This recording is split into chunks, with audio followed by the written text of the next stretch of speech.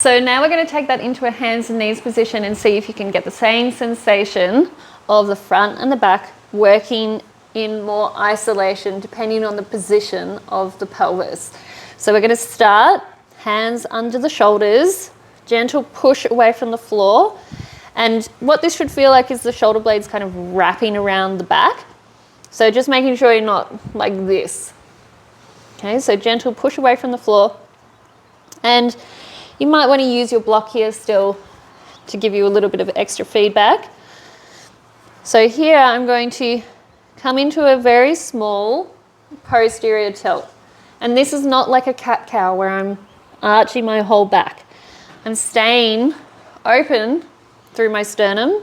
Gaze is slightly forward, pushing away from the floor.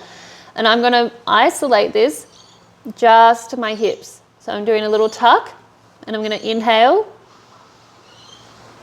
Feeling how that pressure pushes into the front of the pelvic floor. And then with an exhale, I feel that more from the back of the pelvic floor. And do that again. Inhale down. Exhale, you can give the block a little squeeze. Feeling more of the back of the pelvic floor on the exhale. So then if I go the opposite, I'm going to very slightly tilt forward, again, just from the pelvis. Now I'm thinking of shining my sit bones straight back behind me, but I'm not going to let this happen. I'm not dropping my ribs down. I'm staying lifted, little anterior tilt. Now my abs are in a more lengthened position as well. So when I do my inhale, I can feel that pressure pushing into the back of my pelvic floor. So again, down towards the rectum.